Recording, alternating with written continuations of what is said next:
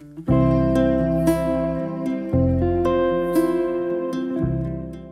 ka ng vision nung ikaw ay teenager pa lang, pero ang katuparan, naku, nangyari 20 years after. Yan po ang kwento ni Charlton Maderal, kasama natin ngayon sa Changed by Faith. Kasama nyo rin Cheska San Diego Bobadilla.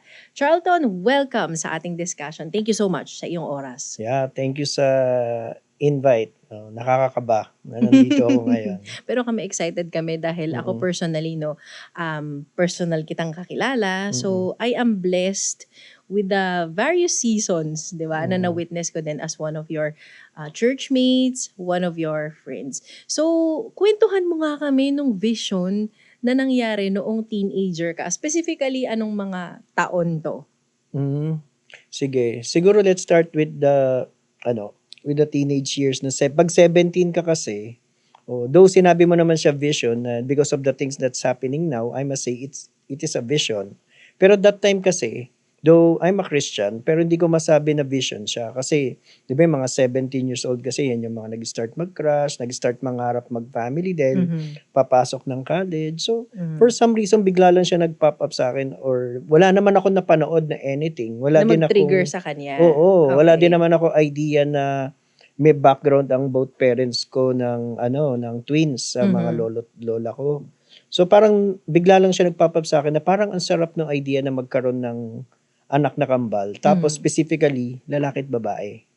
So parang sabi ko, Lord, sige, when that time comes, sige Lord, if that is from you, sige Lord, sige. Okay. Bigay mo sa akin. Pero that time, nung naisip mo yun or parang dumaan sa iyong idea, alam mo na meron din kayong family, kumbaga genetics, hereditary. Nung time na yun, wala. Kasi never naman kami nag-uusap kasi unang-una, Ng mga malalayong kamag-anak, hindi mo sila hindi. Wala ako na-meet. nakita kasi sa side ng mother ko, yung lola ko daw, pero hindi ko naman naabutan yun. Sa side ng father ko, may kapatid siya, pero si papa kasi ang pinakabunso sa kanila. Hindi mo na rin 58 years old. naabutan. 58 years old yung father niya nung pinanganak siya eh. So kahit yung ibang kapatid niya na nag-pass away, di niya naabutan. Oh, So okay. I think, kung di ako nagkamali, 14 sila. So yung twins doon, di ko talaga naabutan. So basta dumating na lang sa'yo nung 17 years old ka, na bigla na lang na ano yung naisip mo? Sabi mo wala ka napanood, walang nagkwento sa'yo, wala ka Wala. nakitang twins sa Wala. mall. Wala pa naman si Aga Mulak nung di pa nag-aasawa si Aga Hindi pa, Mulak hindi noon pa. tsaka Soren Legaspi eh. So kasi kaya sharp ang memory ko about that 17-year-old na vision or journey. Kasi that was the time din na una ako nag-accept kay Lord Jesus Christ as my Lord and Savior. 17 So years yung old. yung journey na yon, very deep yun na start kong relationship kay God sa church. So though laki ako sa Christian family, pero yun yung masasabi kong nagkaroon ako ng personal encounter sa kanya during praise and worship. Na ikaw mismo, tinanggap mo, dumating na sa'yo, parang Oo, gano'n. parang di ba pag laki ka kasing Sunday school pa kasi dati ang tawag eh. Pag laking kids church ka kasi, di ba nagpapa-accept talaga yung mga teacher. Ina-accept ko naman siya when Pero I was... usual lang siya eh. Oo, Diba? parang siya, di ba, other beliefs na default lang. Alam mo lang ganito yung belief, pero walang personal. So nung lumalaki ako, sa parang nakikita ko, nag-grow sila, parents ko, mga friends nila, mga kasabayan ko. Parang meron lang akong inner prayer na, sige Lord, kung totoo ka, gusto ko ma-encounter kita ng very personal. Hindi yung nakikita ko sa iba. So, siguro mga ilang years din, pero that 17-year-old, that is 1998. Oo, na yun yung masasabi ko na in-accept ko talaga si Lord Jesus. Papasok ako ng college noon. So yun, magka-college ka, mangangarap ka magtrabaho. Tapos iisipin mo agad yung family. Magseset ka na ng mga timeline noon, kailan mo gusto ikasal eh. Magkano yung sabagay. ipon, mga ganon. So bigla lang sumingit sa akin yun that moment. Na Okay. twins yung magiging anak ko. Feeling ko, pero kung bigay ni Lord, okay lang din. Kung hindi, alam mo yung parang bata na nangangarap, kung gusto ko mag-abogado, sige. Kung hindi, okay lang. Diba? Parang gano'n. One day, someday, One parang day, ganon. someday. So yun, parang gano'n. After nun, nakalimutan mo na. Hindi naman. Nung na-inlove ako, naalala ko siya. Siyempre, pag nagkaka-crush ka kasi, isipin mo, gusto ko siyang mapakasalan. Papunta na doon sa pag-aasawa, so yun, parang, pero nung part na yun, siyempre, ako lang yun, di ko siya sinishare. Siyempre, awkward naman yun. Nililigawan mo pa lang. Nililigaw gusto ko, pangarap ko Twins kambal tayo, Hindi pa nga kita sinasagot, kambal Oo, agad, di ba? oo. Parang ganon. Mm. So, nandun lang siya sa akin, deep inside. Nandun lang Okay. siya. So, nagkaroon ka ng wife, naikwento mo sa kanya yan, Mm-mm. eventually. Yes, naikwento ko sa kanya. And she embraced that vision too. Mhm. She embraced that vision. So, though the story of my marriage during that time is not as easy as what we think it is. Alam mo naman yun, di ba? So, pagkakasal namin, nagkaroon kasi siya ng cancer. I think only a few people knows it in the church. Syempre yung pastor natin alam and some friends na close sa amin. So 3 months pa lang na-diagnose na siya ng breast CA. So medyo honeymoon pa lang may nakapa na siya na something. So after noon, kung ano yung normal treatment, so tinanggal yung breast, nag-chemo, nag-radiotherapy. So lahat ng klase ng treatment, lahat ng klase ng hospital equipment na witness ko. So yun, may MRI, may PET scan. Alam ko yung mga differences nila. Sunod-sunod na yun. Oo, kasi you have to because you need to, pero ang mamahal, di ba? Pag ganun. So lahat ng treatment na yun, dinaanan niya and dinaanan namin. So that time. So no enough words to express how painful it is. Yung journey mo na yun. Oo. Though pass na siya, pero I may say I never had a normal routine of marriage with her. Kasi pagkakasal pa lang ilang months eh. Ilang months. Kumbaga na iba na yung focus nyo agad parehas. Yeah. Iba kasi ang focus nila to thrive. To thrive, mag-multiply. Ito kasi, ang naging focus namin to survive. There's a big difference kasi. There's a big difference kasi na married ka pero surviving lang. Pero iba yung marriage na thriving. Yeah, pag thriving kasi from one chapter to another, you're bearing fruit, you're having kids. Ito hindi. We're living each day para makasurvive, para mabuhay siya. Kumbaga by faith, one day at a time, no? Yeah, one day at a time. Yeah, one day at a time. During that season, kasi naiba nga yung focus ng attention yung dalawa, no? Doon sa pagpapagamot niya, pagpapagaling niya. Naisang tabi ba to or hindi mo na talaga naalala yung naging dream mo years before about having children? Pag nasa ganong situation ka kasi, hindi mo siya maiisip. Pero, na-share ko to sa kanya. Na-share ko to sa kanya. Siyempre, di ba, pag ang isang mag-asawa kasi nangangarap, masishare mo eh.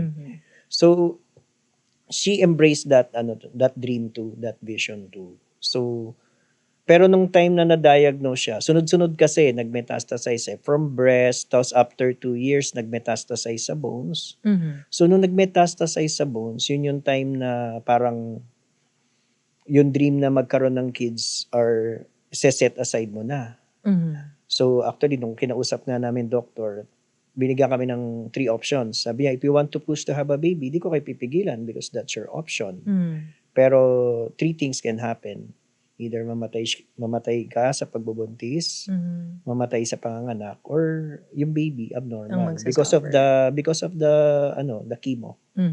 So, syempre that time, I choose what is best. Syempre, pinili ko yung mag-survive siya. So, yung dream of having twins. Or naisang tabi muna siya for a time. Oo. Kasi though, ini-embrace ko siya, set aside mo siya kasi isipin mo mag-survive eh. There is one instance pa, alam ng pastor natin yon na merong victory group. And all of the people in the victory group na kinasal are getting pregnant. So, when I was about to pray dun sa isang partner na lalaki na buntis yung asawa niya, hindi ako nakapag-pray. Umiyak talaga ako kasi ilang years na magpa-5 eh. Tapos parang sabi ko, why it's so easy for others, Lord? Di ba? Parang ako, ever since, serve naman ako sa'yo. Minsan sinumbatan ko pa si Lord, no? Parang ako naman, with a humble heart na, Lord, nagsaserve naman ako sa'yo. Parang this is just one prayer that we have. Tapos when that day na na-diagnose siya ng bone cancer, may mga symptoms na eh. We have to confirm through MRI. So yun yung the next day na magseset. So that night, sabi ko, we have to set aside. Kasi meron na kaming nag-set na ako ng kids fund, lahat yun eh. I have to pull it away kasi kailangan ng pera eh. Pinaghahandaan nyo naman talaga yung may mga ganun susunod na may ganun naman. I think that's something that the next generation should do. Diba? Mhm. Yung next generation kasi medyo iba eh. Not anything against. Pero kailangan talaga. Yung iba nga bago kasal, meron na eh. Prepared na. Oo. So ako, parang nung kinamikisal, meron na kami separate for that. Meron akong sineperate. Pero kailangan kong tanggalin. Kaso kasi, nagamit. Oo, kasi mahal ang chemo eh. My family had to help me. Tapos nagkautang-utang. Meron pa isang instance na almost 2 months kami sa hospital. So, every other day, nagsasali ng dugo, hindi umaakyat. Kasi yung platelet, bagsak. Di ba ang dugo, binibili din siya per bag? Hindi na ako matulungan ni Red Cross. Hindi na ako matulungan. I have to ask for some to the church. So, na-appreciate ko yung community natin that time na mayroong mga nag-volunteer. So, pero nung time na yun, dahil hindi naman lahat makakapagbigay eh.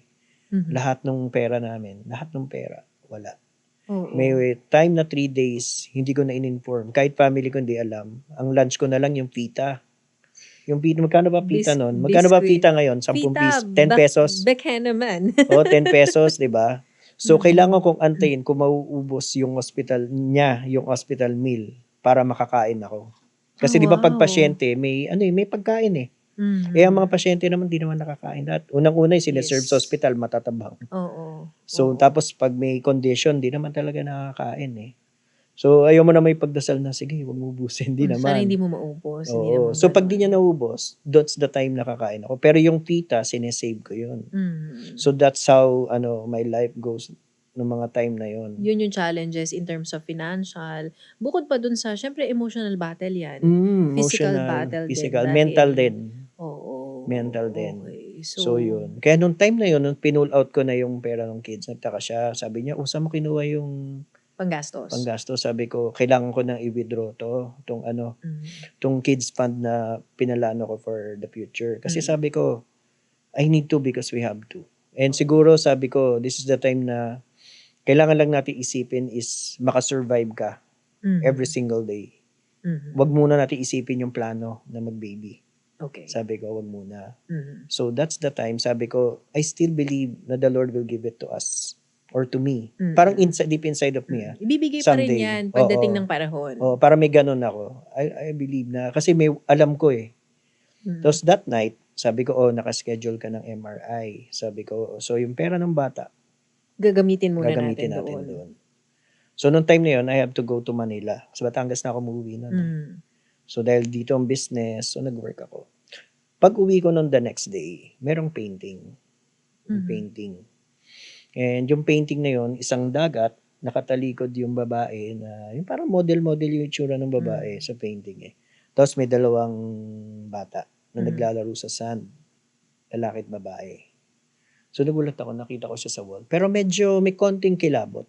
Oo, nakaka-goosebumps. Kasi parang number 1, parang, sabi ko nga, let go eh. For what is that? Parang you're putting a false hope to yourself. Diba? Hindi ko lang masabi kasi may condition na. Or to us, even me. Diba? Kasi sinabihan na nga ng doctor na hindi na pwede. So that time, nung pinakita niya, bago matulog, sabi niya, did you see that painting? Sabi ko, I want you to continue to keep on dreaming. Sabi niya. Parang yun yung word sa akin ni God. Pero I never thought na that painting is something that will happen in the future. Okay. Kasi, looking back, kapag tinignan mo yung painting, that's 2015. Naka-engrave yung date eh. Kasi may date, may pirma kung sino man na nag-paint. Diba? So, 2015. So, ako naman parang, sige, lagay na lang natin dyan. To put hope para may physical condition na, may physical condition na para healthy ang mental health. Para hindi mo naisipin. So, tapos yung sabi, keep on dreaming, sige. In God's time. Let it be. Diba? Parang yung kay Mary, diba? Let it be. Kung kay God to. Diba? So, that's the last time na naalala ko siya. So, that's 2015. Naipainting pa, Yeah. 2015. So, fast forward tayo ng ilang years, the battle with cancer. 2015, diagnosed ng bones. Tapos treatment, 2016, 17. 18, napunta naman sa liver. 19, napunta sa brain. 2020, during pandemic, yun yung time na tinakbo na namin siya sa hospital for emergency. So, hindi naman talaga siya COVID, na-trigger ng COVID. Mhm. It just happened nung tinatakbo siya sa hospital that time. Bawal ang senior. So, walang mag-a-accompany. Ako lang mag-isa. Okay. Pangalawa, merong positive sa COVID sa ER. Mhm. So, may comorbidity. Bawal ang mga may kondisyon na pasyente mahawa. Okay. So, we have to wait outside. Wow. Oo. Okay. So, imagine breast, bones, liver, Mhm. brain, Mhm. nakahiga. Kapag ang tao kasi may condition sa liver, bawal na naka-flat. Bawal na naka-flat, kailangan elevated ka. Mhm. Kasi pag may problem na sa liver, naiipon na yung tubig doon eh. Mhm. So malulunod. So that time, panic baba ako sa sa ambulance hanggang sa yun, doon na everything else is history. We try to relocate, nakakita kami sa Kalamba, pero too late. Mhm. Too late. So, Tsaka yun na. punuan yata yung mga hospitals noon. Yeah, ER. punuan. Ang gulo-gulo ng sitwasyon Tapos noon. ang daming nagulat sa churchcom. Kasi no one will notice that she's not healthy eh. Oo. No one. Oo. Because I don't want her to live in a way na parang yung pagdadating ka sa church or whatever place, makita may kondisyon ka, either pag-uusapan ka or maawa sa yung tao. Mhm. So parang pag nandun ka sa situation, parang ayaw mo ng ganong feeling, either ikaw or to somebody. Mhm. O kaya isa sa ministry pinagpe-pray ko, sige Lord, bigyan mo ako ng gift of healing yung mga tao may sakit, yung mga ganyan. So isa yan sa mga pinagpe-pray ko kay God today. So nung time na yon, ayoko talaga na to protect her then from any conversations na hindi makaka-help. Mhm. Kaya nung nag-pass away, dami nagulat talaga. Mhm. Kasi kala nila minor na condition lang. So yun, that's the time. So about twins, hindi mo na siya maisip that time kasi Mhm. 'di ba? It can happen pa ba? Mhm. And that time, hindi ko masabing tumalikod ako kay Lord. That's one of the things na magiging proud ako sa walk ko kay God. Pero habang magkasama kami ni Lord sa journey, naaway ko talaga siya. Kasi Kasi Lord, may mga gusto ko questions maintindihan. ka. Oo, gusto ko maintindihan. Hindi ko sinabi kay Lord na ayoko na sa'yo, Lord. Diba? Sabi ko, Lord, wala naman akong tatakbuhan eh. Diba sabi ng isa sa disciple, where will I go? You have the words of life. Diba? Parang andun ako sa ganung moment. Pag umalis ako, saan ako punta? Wala naman ako pupuntahan. Ikaw nakakaalam eh. Diba? So, nung time na yun, nakikipag-away ako kay Lord in a way na gusto kong maintindihan lahat na nangyayari sa akin. So yung mga dumadaan sa ganyan na nawala ng loved one or may tragic na nangyari sa life nila, the struggle is real. Oo. Break up nga lang, nakakamatay na raw sa iba, di ba? Sabagay, oo nga So, iba naman. yon, iba. Tsaka we never talk about, may iba kasi pag diagnose na yung asawa or terminal stage, sasabihin pa ng asawa. No offense naman to some, it's their call. Diba? Pero ako, because I have faith kay God, I never open that conversation na ako pag ako open. We really never. And Nung buhay pa siya, oo, hindi nyo na tsaka I don't pag-usapan. encourage, kasi para may nag-iusap-usapan na ibang married, paano kung mangyari sa'yo nangyari sa kanila? Papakasal ka ba? That's something that you should, it is not wise to talk about. At saka minsan sa Facebook nga, yung mga biro-biro ang mag-asawa na, di ba sa mga shorts lumalabas yan na, pag ako ba, nawala, mag-aasawa ka pa. Yung mga sabihin, joke mamatay lang. ka muna. Pero hindi nyo yun na pag-usapan ever. We never. And even if may thoughts na pwedeng mag-run sa mind niya, kasi number one, doctor siya. She knew. Kasi yung mga medical report, akong tumitingin eh. Kasi alam na niya. Oo. Kaya marunong ako magbasa ng mga blood test. Di na kailangan magtanong. May free lessons ka sa niloloko nga kanya. ako ng mga taga-UPing iba. Sabi nila, nurse practitioner daw ako for 5 years. Pero joke lang naman nila yun. So yun, kailangan mga time na yun. So yung time na yun, it's a journey. Tapos nagdaan ako ng counseling. Okay. So one of our pastors and ginamit talaga ni Lord si Doc Tito Almadin to help me a lot sa journey. Kasi importante ba yun? Yung counseling? Kasi pagka nakakaranas daw ng ganyang sitwasyon, yung iba mag-isolate, ayaw mga makipag-usap. Isolate ako for a time. Okay. Oo. Iba-iba kasi yung way ng tao para mag-recover sa pain. Iba-iba. May iba gusto may barkada, yung iba magkukulong lang sa kwarto. Iba didikit lang sa family, yung iba. Ako in some ways, iba-iba rin. May time na gusto ko kasama ko lang family ko. Doon ko na-appreciate ang family ko that time. Tapos may time na gusto ko kasama ko lang mga church community people kasi walang ibang pag-uusapan kundi church, Church lang, okay. tawanan, Mhm. kantahan. Pero may time na I need to be alone. Parang ayoko nang may ibang tao. Mhm. Minsan that's the time na nagja-jogging ako mag-isa, tapos naka-earphones, usap Mhm. lang kami ni Lord that Mhm. time. So yun yung mga moments na may makakausap ko si Lord sa relationship ko sa Kanya. Magpa-promise lang si Lord na I will restore all the years that was lost. Mhm. So, Nung, in-embrace mo din yung season na yun. Kumbaga yung oo, part na dito muna ako, wala nag-grieve muna well, akong, oo, naghinayaan. oo. Kapag, isa sa mga na-learn ko sa grieving, pag kailangan mo umiyak ka. Mhm. Kasi there's something about crying na nare-release sa emotions natin Mhm. So yun. Tsaka spiritually, it can help. Hindi mo siya pwedeng i-shortcut talaga. In this life, mahirap talaga. Hindi lang naman sa grieving, kahit promotion sa business, ang hirap Mhm. Diba? Mahirap i-promote yung someone na hindi dumaan sa ilalim Hindi kasi pa ready. Oo, Di ba? makikita mo yung readiness. Even naman sa business you try to give someone 1 million ng overnight. Bukas Doon sa wala na yan. doon sa someone na pinaghirapan. Mhm. Pero even in the Bible, nakikita natin na there's no, 'di ba sa Lamentations, do not despise humble beginnings. So I must say nag-humble beginning ako sa buhay ko noon. Mhm. Lahat. So habang nakikipag-wrestle ako kay God sa maraming questions, sabay pa rin kami, nag-worship pa rin ako sa Kanya. Kaya that time, yun yung very audible yung voice ni Lord na Mhm. I will restore all the years that was lost. Alam mo, Charlton, habang kinikwento mo yan, of course, naalala natin yung kwento ni Job. Hindi ka naman nawalan ng maraming anak. Kumbaga, wala pa. Diba? Hindi ka pa nabigyan. Yung wife ni Job hindi naman nawala. Pero, kumbaga, tinalikuran siya no? So, parang mag-isa na lang din siya. Dumating sa point na sabi mo, naubos ang pera, pati pagkain, wala nang natira para sa ganun. Dumating sa point na nasabi mo ba sa sarili mo, Lord, rock bottom talaga? Oo, rock bottom talaga. Pero pag binasa mo yung nangyari kay Job, wala pa.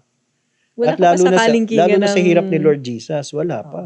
Totoo. Diba? Kaya ang pinaka talaga doon, for you to recover in that situation, napaka-crucial nung yung nakasurround sa'yo, sino or at yung feeding na pumapasok sa'yo. Mhm. So the more ka mag-feed ng negative, mas mahirapan ka. Paano mo masasabi na ready ka na for counseling? Kasi nga, di ba may sabi mo, normal yun, may phase na gusto mo mapag-isa. Kumbaga, nanamnamin that mo yung time. pain nanamnamin mo yung grief. That time, nakausap ko si Pastor Nixon, tsaka si Ate Eva. Meron kaming GC na yung time na yon hindi ako nakakain, hindi ako nakakatulog. Nakita ko agad yung changes sa akin. Nung inopen ko yung kay Ate Eva, sinabi niya na hindi siya okay.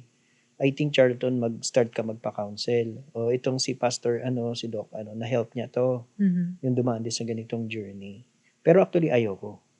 Kasi alam ko na yun Diba, Bible verse niya na naman ako. Nag-uusap naman kami, Lord, lang ako naririnig May mga ganun ako So, nung time na yon, sabi ko, ano bang best option kung hindi?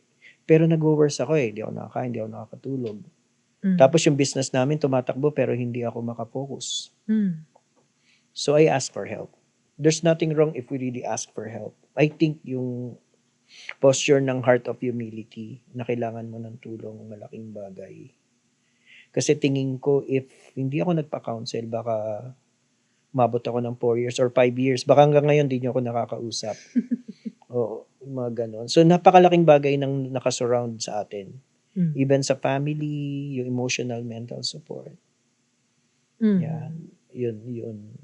Okay. So, yung emotional support at saka yung counseling, malaki talaga yung naitulong sa'yo. Unti-unti nawala ba yung stage ng denial na? Magkakaroon ka na ng acceptance. Kasi pumapasok ka na yung truth Doon papasok yung truth. Sa yung reality, unti-unti mong kakaharapin. Tapos, sandun ka sa church, parang sakit. Tapos, ibigay mo, I was young. Diba ang mga, sabi na doon, no offense naman sa mga byudo, pero nung time na yun, diba pag narinig ka sa ating byudo, alam natin, mga 50s onwards yan. Ilang taon lang ako nung 30s. So, yung mga comments na, ano ba yan, ang bata mo namang na byudo? Oo, byudo. Sabi ko siya, ang byudo ng church, yung mga gano'n, na parang, no offense naman to myself, pero parang ang hirap ng feeling na hindi mo Ang alam saan part depende. ka. Mhm. Nagsama ka sa singles or di ka na pwede. Parang Mhm. sa married naman, ma-awkward ka. Lahat sila may Kasi isa ka partner. lang. Yeah. Mm. Hirap, di mo alam kung saan ka Oo. that So, para time. kang floating that Floating, time. floating. Okay. Pero I appreciate talaga kung paano nagsasend. Ganun naman si Lord Magsasend siya ng mga tao na di mo ina-expect. Mhm. Magsasend siya ng mga makakausap mo na hindi mo alam na yun ang kailangan mo Mhm. makausap. So, first counseling pa lang, Mm. nag-change of mindset na ako. Mhm. Tapos binanggit na nga agad sa counseling na hindi pa to healthy pag-usapan ngayon, pero pag nandun ka na sa stage na nag-recover ka, Mhm. you will open your heart again na hindi ka pwede mag-isa. Mhm. Na Anong may- reaction mo dun? Hindi ko siya tinatanggap. Sabi ko, parang trauma na ako. Dami na nangyari sa buhay ko. Parang close na ako sa ganyang idea. Oo, parang ayoko. So, till 3 years after, Mhm. 3 years after, nag-start ako makamit ulit. Okay. Oo. Through church din. Sa church community din. Okay. Pero that time, saan ka na busy? Sa negosyo? Ministry. Ministry. Sa business. Nag-flourish din yung business. Mhm. Tapos daming clients na pumasok. Mhm. That time yung client namin, di ba pandemic, yung ibang business. That time, kami yung nag-iisang supplier ng mga face mask sa mga companies na Okay. sinusupplyan namin. Kaya nakaka-survive kami. Mm. Kasi walang, di ba, nung time yung uso hoarding ng face mask. Oo. Just happen na may kakilala ako na may-ari ng ganito. Di ko pwede sabihin yung hospital Mhm. Baka sa hulihin sila o sila yung may-ari ng ganitong hospital. So may production din sila ng face mask. Mhm. Kaya may supply ka. So naging friend ko siya. So yun, doon. So I must say, meron ako one area of my life na ganito. Pero hindi ako pinabayaan ni Lord doon sa iba. Business. Tapos unti-unti, minaximize ni Lord ako sa ministry. Nag-start ako mag-preach na hindi ko naman ginagawa sa Malate. Oo. So parang, Lord, deserve ko ba to? So parang gulat din ako, daming na ministeran. So yun, do volunteer. Tapos yun. Ngayon, ang daming ginawa ni Lord sa life natin. Oo. So, unang na-restore yung iyong finances siguro, career or business, di ba? Naka-bounce back ka. Sunod, nakabalik sa ministry, di ba? Nakabalik sa church community. That time, okay ka na. Kumbaga, kontento na, wala na ako hahanapin, Lord. Happy na ako ulit. Oo, parang okay na ako Ang prayer ko na Diyos, sabi ko gusto ko maintindihan yung nangyari sa akin. Nag-iba yung prayer ko nung nag-counseling. Ang naging prayer ko, gusto kong makita yung purpose, ba't ako nandito. Okay. So yun yung time na if open ng Victory Center nun, yung door na mag full time ka, mag-go talaga ako nun. Kasi yun na lang yung parang hindi na ako mag-asawa, okay na, ito, sige, wag na Lord, sige, sa'yo yung life ko, kasi binigyan mo ako ng heartbeat yung iba gustong mabuhay, hindi mabuhay. So yun, yung time na yun. So yun na yung nakikita mo, eto na ako, Lord, eto na yung direction. Baka ito yung will mo talaga sa akin. Okay. Yun. Pero may surpresang dumating sa'yo. Oo, kagulat. Kasi number 1, di ko na makakalaing makakapag-asawa ko ulit. Okay. Kasi yung wife ko ngayon, matanda ako ng 14 years sa kanya. 14 years. Oo, Okay. Hindi 14 naman daw years. malayo yung face. Ah, 14 Di years. ba? Andun na rin. So, Ganun. na-meet mo siya Sa dito na church. Magkakasama kami din. sa church, sa Okay. singles ministry. Ako kasi yung pinag-lead ng pastor natin noong time na yon. Nakasama ko siya sa core team. Pero you were not searching for it. Searching for Hindi anybody. talaga. Never. Never. Serve lang talaga ako noong time na yon. Okay. Serve lang. Paano siya pinakita ni Lord sa'yo? Nakakausap, ganon. Tapos unti-unti, ganon. Tapos nagulat lang ako in some ways, parang nagja-jive kami. Di ba minsan ganon makikita mo agad O, parang complementary yung paano siya mag-isip, tapos tumatagal kami ng conversation. Maabot kami ng 3 hours sa chat. Nagulat ako na parang haba na napag-usapan namin. Tapos syempre nalaman niya rin yung nangyari sa akin before. So hindi ko maiisip na something more. Hindi. Will lead to Syempre something isipin more. niya na, syempre yung iba pag nasa ganung situation, ay meron na to before Parang tira-tira na lang, di ba? Tira-tira na lang ako pag ako ang nag-go dyan. So, sama na rin natin yung opinion ng mga nakapaligid. Di ba? No? 39 ako noon. Ano siya noon? 25. Diba? Ang kapal naman ng mukha nitong 39 years old na to. Hindi pa ibigay dun sa mga ka-age niya. Oh, kailan mo na-confirm or pinag-pray mo ba siya, may word si God May sa'yo word na? si God sa akin. Okay. Though, hindi naman natin pwede sabihin sa babae na may word ng Lord. Siyempre, you have to wait. Ang sabi ko kay Lord, sige Lord, if this is from you, ikaw yung mag-open ng door na magkakaroon kami ng closeness or magiging friends kami. Mhm. Na hindi pilit Mhm. o Na organic hindi siya. ko sasadyain. Oo, na hindi Oo. yung extra mile ako, pupunta pa ako sa kanila para maging Mhm. friends. Okay. So yun, doon kami nag-start nagsiserve. Tapos syempre pag church, fellowship, tapos may mga conversations. So yun doon nag-start. So kay Lord ka palang ganun. nagsabi, hindi ka pa nagsabi sa kanya na may special akong pagtingin or the Hindi, usual. may trauma ako di ba? Ang daming nangyari. Parang dadoubt ko pa nga kung sa akin ba to? Baka ako lang to, baka hindi kay Lord to mga ganun. Dadoubt mo pa yun. Tsaka nung time na yun, mababa ang knowing the situation that I have before. Mababa yung kapag reality speaking, may faith tayo pero may wisdom, 'di ba? Para reality speaking, number 1, bata pa siya, 'di ba? Nagsisimula pa lang. Tapos teacher siya. So pangalawa, syempre maganda siya. Tapos ako old, ilang taon na papunta na doon. Ganun lang yung mga tumatakbo sa isip mo. Alam mo naman na reality ng buhay. Minsan may faith ka pero ang dami mong what ifs, mga what buts. ifs. Oo. So hindi ko talaga maisip.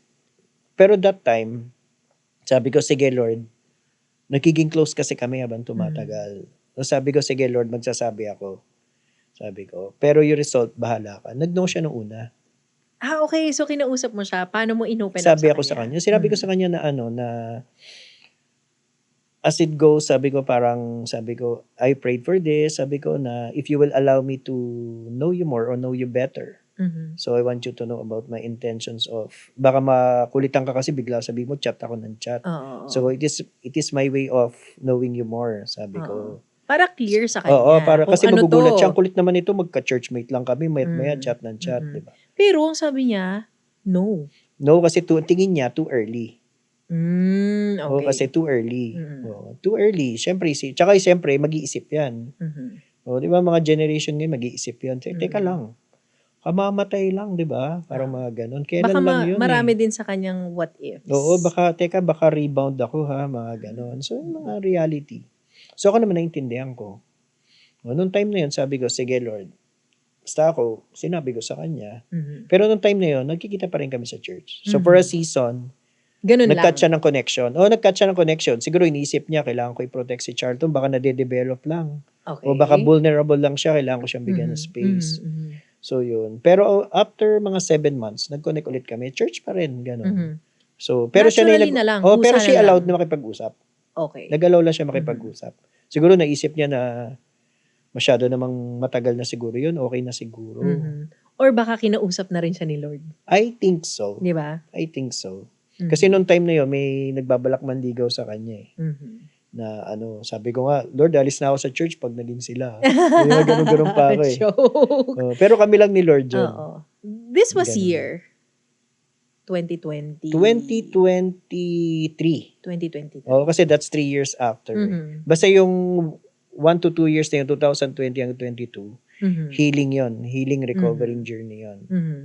So, gano'n. 23, that's 2023. Tapos bumalik ako sa kanya. That time. Noong 2024. 2023, 2024. That's the time that she said yes. 2023, 2024. Pero binanggit mo yung word na healing, para doon sa mga nakikinig sa atin tsaka nanonood na siguro nasa proseso ng healing or nasa grief pa sila or nasa anong stage man ng katulad ng pinagdaanan mo. Ang healing, ibig sabihin ba niyan forgetting or magkaiba yun? Magkaiba kasi ang forgetting. Kasi paano ko ba i-explain yung part na yun? Yung memories kasi nandun na yun. Kahit anong gawin mo, mananatili siya. Pero if that affects your way of life every day, hindi ka nag-heal. Or stops you from living. Siguro healing is moving forward, not moving on. Magkaiba kasi siya. Kasi kapag may healing, may certain scar na naiwan na siya sa'yo May sugat. So you have to live with it. You move forward with it. Dala mo na siya Oo, dala mo Hindi na na siya. siya mawawala. Oo, dala. Actually, when we started sa courtship, dinil din ni Lord sa both of us yun.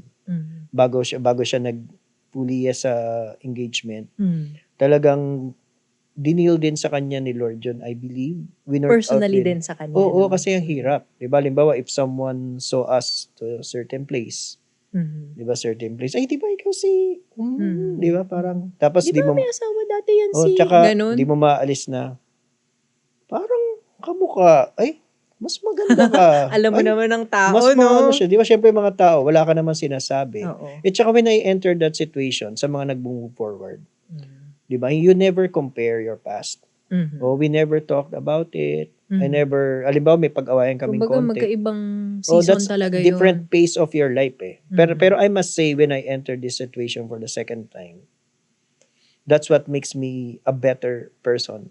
Mhm. Kasi yung mga learnings ko sa first marriage Mhm. ko, it grows me today eh.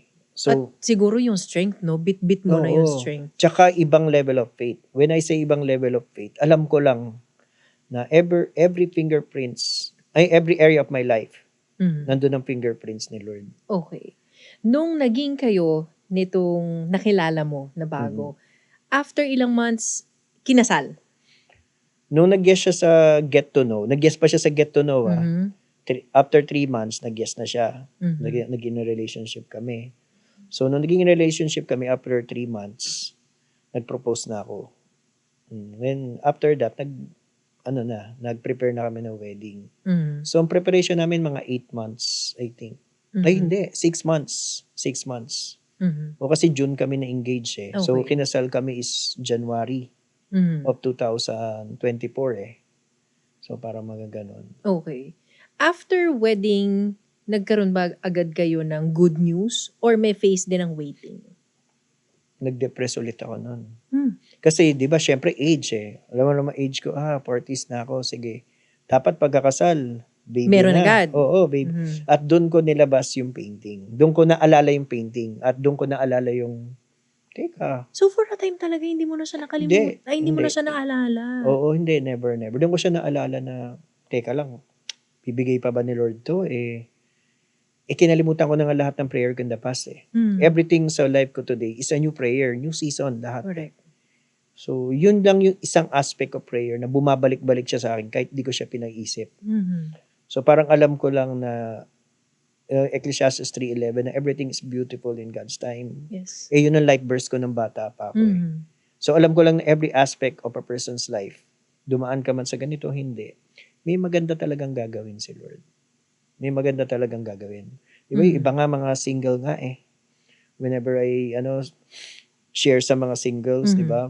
Minsan, yung break up, kala nila gano'n lang. Pero 2 years, 3 years out, papasalamat ka, naghiwalay kayo. Di ba? Kasi, may mga realizations. oo, makikita mo, may ginawa talaga si Lord sa buhay mo. Ini-spare ka to some, di ba? Mga gano'n.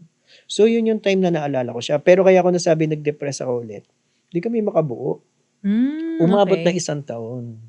Okay. Bago kayo makabuo. Oo. So, doon naman pumasok yung mga problem ko na. Tapos, bumabalik sa akin yung trauma na magkakasakit siya. Kasi nagkasakit yung una. On the first year. Yeah. Diba? Oo. Pagkakasal, kinakabahan agad ako. Naku, baka magkakasakit. Umubulang siya ng konti. Naku, wag naman sana, Lord. Diba? Parang ganun. Tapos, hindi makabuo. Naku, sabi ko. Parang ganun yata kapalaran ko. Parang ganun. Pero minsan, siguro, nakatingin si Lord sa heaven, tumatawa siya. Diba? Kasi may word na ako kay Lord na I will restore all the years that was lost. Tapos nag-aalala ka pa Very rin. audible, very strong. Actually, sinabi ni Lord na when I said that, the moment na kinasal ka, I'm doing it. Diba? Sa Isaiah 43:19, I'm doing a new thing. Can't you perceive it? Yes. Can't you see? Diba? Sabi ni Lord. So, lahat yung bumabalik. Yun. So, nung time na umabot pa ng 1 year yung paghihintay. So, kaya ako nag-depress kasi kala ko nga, wala na. So, bumili pa kami ng aso, si Yuna. Yung golden retriever ko. Kasi, akala mo, hindi na kayo magkakababy. Sabi ko, dito ko muna ipofocus yung attention ko. Okay. So, there's one instance, 2 months yun eh. There's one instance. Pero ito, kaya ko to na-share. Very, sa akin to, very significant. Nung pag-uwi ko galing Manila, work, nakita ko pinapaliguan niya yung aso. Di ba mga golden retriever, mga water dog yan eh. So, nakita ko nakaganon yung aso dun sa batya. Sa batya. Tuwan-tuwa siya, tapos ginaganon niya. Tapos nakita ko, bumili siya sa Shopee ng damit na aso. parang naiyak ako for her. Kasi I think that's mga 6 months already. Sabi ko, Lord, siguro naman hindi ganun yung picture na magiging life namin the next coming years. Kasi naisip ko, mag-aalaga na lang kami na aso. Kasi nga di kami makabuo eh. Di. So, naawa ako for her. And parang yung that prayer is, bumalik ulit yung word ni Lord na, I will do what I said. So, yun. So, tuloy-tuloy, nagpa-check up pa kami pareho. Gastos din magpa-fertility doctor. Okay. Lahat ng mga test, lahat ng gustong Kung bakit pagawa. di kami nakakabuo. Ito nga, she have her own story. Kasi, kaya ko sabi depression, mataas ang prolactin niya. I don't know if you, pero may familiar kasi. Kapag ang prolactin daw ng babae mataas, yung chances of being pregnant is mababa. Ang dami mo nang nalalaman tungkol sa medicine. Oo, kasi di ba pag ang babae kasi pagkapanganak, mataas ang prolactin, nagpo-produce ng gatas eh. Okay. So, pero pag nagpo-produce ng gatas, hirap mabuntis. Correct. Diba? Yung Hirap mga mabuntis. nagbe-breastfeed. Yes. Correct. Kaya sabi kapag nagbe-breastfeed, hindi ka mabubuntis. yes. So, noong time na yun, tinatanong pa siya ng doktor, may lumalabas ba na, wala.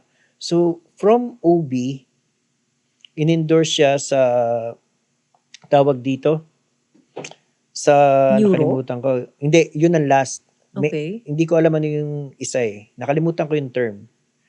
Pero yun, ang dami ding test na ginawa sa kanya. Baka para maaral yung mga hormones niya. Yeah, yung hormones. Okay. Tapos, nag-MRI siya. Mm. The last time that I'm with the MRI, that's the time na na-confirm ko na may tama na sa brain si Van before. So parang, Yun ang flashback nanginginig na naman. talaga ako. Nanginginig talaga ako na, Lord, eto na naman ba tayo? Parang ganun. So nakikipag-wrestling na naman ako kay Lord. And I admire her faith.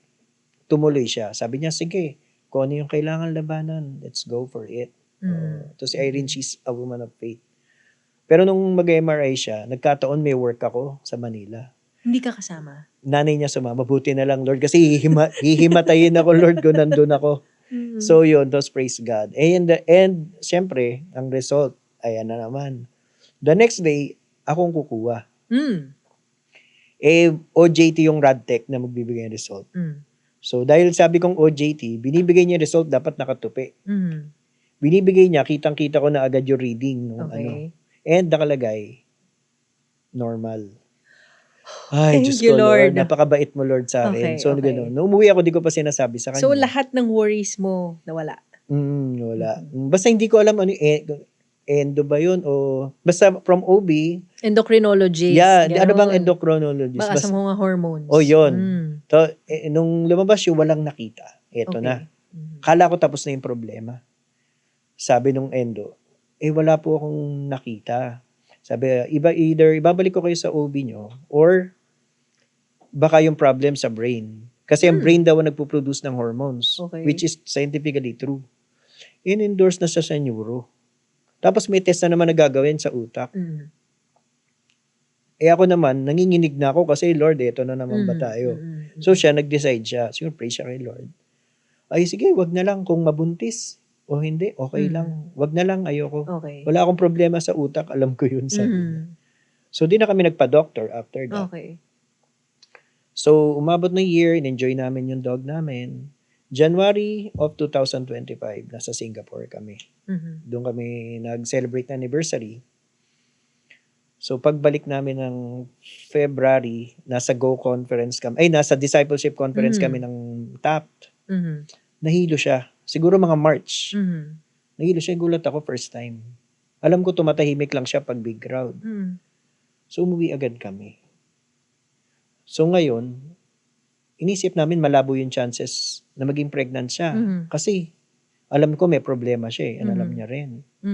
So nag-iba kami na OB. Kasi yung OB na kinakausap namin, pino-forward nga kami sa neuro. So nag-iba kami na OB. Sabi ng OB pinuntahan namin pangalawa. Doon siya sa clinic, laboratory nung ninang namin sa kasal. Sabi ng OB na yon, nag-try ka na ba mag-PT, ma'am? Tinaray nyo. Hindi na siya nag-PT for a long time. Sumasakit nga lang yung puso namin pag nakita yung result eh. Hindi pa. Pero si Irene pala, hindi niya sinasabi. Delay na siya ng 3 weeks. Pero Okay. hindi niya pa ini-embrace. Kasi nagde-delay siya madalas eh. Okay. So, hindi niya naisip na, ay, baka buntis ako. Hindi. Mhm. Pero that time, sinabihan siya na early in the morning, mag-test ka. Work from home ako that time. So, nung time na yun ng morning, nag-test siya, ang linaw. 2 agad. Oo, tinawag niya ako. Alam ko sa loob-loob ko, alam ko na yan, wala. Mhm. Sabi niya, tignan mo, kinilabutan ako. Umiyak. Ako yung umiyak, hindi siya. Na parang ako yung buntis. Parang ganun. Umiyak ako. That time. Umiyak ako. Ang daming nangyari. Tapos nung umiyak ako nun, siyempre sunod-sunod na. Na-confirm namin buntis. Mga April, sobra siya nahihilo. Okay. Tinakbo ko siya sa ER. Kasi pag gano'n mataas na yung adrenaline ko eh. Pag emergency, hindi pwedeng, kailangan dalhin. Doctor siya, general practitioner. Sabi niya, pregnant ba si ma'am? Sabi ko, opo. Kaya lang pag ganyang nahihilo, sabi niya, pwedeng nalaglag yung bata. Okay. Sabi niya, kasi dehydrated na raw. So, kailangan daw i-ultrasound. So, in-schedule kinabahan agad. ka? Oo, kasi, syempre, tagal namin nag-antay eh. At the time na yun, walang libreng ultrasound to the hospital. Nag-special laboratory kami. Di ba may mga hiwalay na laboratory? Doon ko siya pinalaboratory the next day. So, nung time na yun, siya lang ang pumasok, hindi ako. Okay. So, nung pumasok siya, in ultrasound, doon nakita na twins. Pero nasa labas pa ako. Okay. Pinatawag ako nung OB. Kinikilabutan ako. O, pinatawag ako nung OB. Sabi niya, tawagin mo si husband. Husband pa ang tawag. Sabi niya, sir, this is the last time na tatawagin kitang husband. Kasi from now on, tawagin kitang daddy. And hindi lang daddy. Daddy of 2. Ano po, Dok? You're having twins. Ito, pinakita niya doon. Kinikilabutan ako. Tapos nag-flashback sa akin lahat. Lahat dream, ng word, the vision, everything the painting, that happens lahat. to me. Everything, the pain, lahat bumalik. Pero nung lahat nag-flashback siya na mabilis. Para siyang television na umikot umikot lahat. Pero isa lang yung doon, naka-firm lang doon sa parang camera siya. Yung twins. So, time na yun, umuwi ako, hindi ako makapaniwala. And hindi pa ako masyado nag-celebrate. Kasi, hindi ko pa alam kung lalaki at babae. Okay. So, alam ko lang, twins. Pero kasi sa vision mo, sinabi ni God sa'yo, babae at lalaki. Tama ba? Nung 17 ako, yun na yun mismo. Okay. And I also share it to Van, di ba? Alam niya, di ba? Kaya nga, kahit so sa mga friends painting, niya. babae at lalaki kasi yung nakadrawing. Oo, at kahit sa mga friends niya, sinasabi niya na yun yung prayer, yun yung ganito. And nung pinint niya rin yun din sinabi niya na, I want you to keep on dreaming. So, nung nag-gender reveal kami ng August, gulatan na. So, nung hinati yung cake, merong video siya sa Facebook makikita nyo. Hindi talaga, nagtatawanan yung mga friends natin sa church. Kasi si Irene, naiiyak sa tuwa. Tapos ako, parang nung hinati siya, di ba pag gender magkaiba, blue and pink ba yata o blue and red? Nung hinati siya, nagsigawan na yung tao. Andito ako sa left side, nakaharap kami. Si Irene nakita, nagiiyak na siya sa tuwa. Tapos parang ako, lalaki at babae ba? O doon sa video ng mga tao, makikita mo talaga yung itsura ko na parang, lalaki at babae ba? Parang, pero nakita hindi ko na. Hindi nagsisink in sa'yo. Hindi talaga. That moment, umiyak na ako. Pag-uwi. Sabi ko, kaya pala sinasabi lagi sa akin ni Lord, na I will be true to my words and I will restore all the years that was lost. At that time, kaya nagde-depress ako kasi 1-year period, halos lahat ng kinasabay namin kinasal. Nagka-baby na eh. Nauna na. Puro isa-isa sila. Ngayon, nung nalaman twins, di para nagkaroon ng pressure, habol tayo kina Charlton, naunahan tayong bigla. Tapos sa mga kapatid ko, 2 rin yung anak. So ngayon, parang nakahabol ka. Pinahabol talaga ako ni Lord. So even in my age today at 44, parang I feel like I'm 24. Wow, amazing Kasi story. lahat bago eh. Lahat bago. Tapos syempre every quarter, syempre in my age, full laboratory ako. So nagpa-check up ako last January. Everything is normal sa akin. So nung nag-reunion kami ng mga college batchmates ko, yung iba may mga gout na. May mga gout na, may mga uric acid na, yung iba may mga medicine na sa mga. So kay Lord kasi walang timetable ng tao. Tayo lang yung nagbibigay ng timeline na Lord, nauna na sila, na late ako. Huli na yata ako. Alam mo, nung time na nagde-depress ako that 1 year, Sabi ko, Lord, alam niyo Lord, sabi ko, masyado nang late lahat for me. Late na nga ako kinasal, Lord. Yeah. Tapos may mga fear pa ako na, Lord, parang may enjoy pa ba ako ni Irene? Baka mga ilang years lang, may yurik na ako, nakasaklay na ako. Yung mga Hindi na ako ganun. makaka-travel. Oo, ganun. So praise God nung Oo. nagpalabs ako. Okay. Tapos may story pa yan nung mga nganak siya. Mm. Nagde-depress pa ako noon. And after that, even up to this day, I must say I'm completely healed. Kasi lahat ng trauma ko yung past bumabalik eh. Mm. So nung time ng mga nganak siya, alam mo naman tumatakbo sa isip ko. Siya naman na, Lord, parang awa mo na. Imbis na nagpe-pray ako, umiiyak ako that time. Mhm. O, tapos either siya yung mawawala o yung mga baby. Alam mo, the struggle is really real. Kasi you've been there eh. You've been there in that situation. Umiiyak ako. So, nung kinatok ng nurse, date pa dumating yung nagpapaanak na doktor. Sabi yun, sir, sabi ko, ano, nanganak na? Opo, andyan na po yung dalawang baby. Eh, yung misis ko, hindi nyo binabanggit. Alam mo, nagpapanik ka na, wala naman dapat ikapanik. So, nung nakita ko yung baby, ganda ko na yung video ng phone eh. Kasi that's the first glimpse eh. Sabi ko, ramdam ko na yung ano. Alam mo, ramdam mong merong page na tinurn si Lord sa buhay mo. So, yun yung sasabi ko, Lord, sabi ko, ang sarap maging 44 sa panahon ngayon, sabi ko. Kasi yung mga kabatch ko, may mga apo na yung iba eh. Kasi mo, 20 years sa buhay mo nawala eh. So, ganoon. So, yun yung story. Na minsan may mga prayer ka na nakalimutan mo. Pero pag nagpatuloy ka lang kay Lord, kikilos talaga siya in a way na ma-amaze ka. Ma-amaze ka. Kaya minsan pag nagpo-post ako, to some, they will take it lightly. Because their journey Pero is sa'yo, easy. mabigat Pero sa akin, yung ang tagal. meaning Ang tagal. Sabi sa Isaiah chapter 40:31, ito'y familiar verse sa halos lahat ng mga, lalo na yung mga Christians, ano. But those who hope in the Lord will renew their strength. So, naging totoo yan sa buhay mo, Charlton. So, yung pag-iintay mo ng more than 2 decades para mangyari yung vision na binigay ni Lord, eto na, di ba? Na-enjoy mo na siya. Paano change ng iyong faith yung takbo ng buhay mo from season to season to season? Ang faith kasi all aspects of life yan. Hindi pwedeng one area of life. So dati kasi one area lang eh. May mga taong malalakas yung faith sa business, pero may faith sa health, mahina. So ano yan area of your life? I must say na na-learn ko magkaroon ng level of faith sa bawat area ng buhay. Sa physical health, Sa lahat. sa lahat ng, even sa mental health eh. Dati ngayon, di ba, ang daming cases ng depression, ng anxiety. So, malaking bagay yung faith eh. Faith sa buhay natin. Kaya hindi mo pinaghiwalayan. Faith, hope, and love, magkakasama sila. Ang faith kasi is your strength to continue in this life in the present. Pero ang hope, meron ka something na nilook forward sa future. Kaya magkakasama sila. Oo. Kaya abutin man ng mga dekada o maraming taon bago matupad yung mga vision, mga dinadasal natin, mga hinihiling natin sa Panginoon, hold on to your faith. Diba? Dahil yan ang magpapatatag sa'yo at kapag natapos mo na pagdaanan mo yan, lahat ng pinapadaan ni Lord sa buhay mo at naging matagumpay ka, buo, diba? Yung pag-improve o yung pagiging kumpleto ng iyong pananampalataya.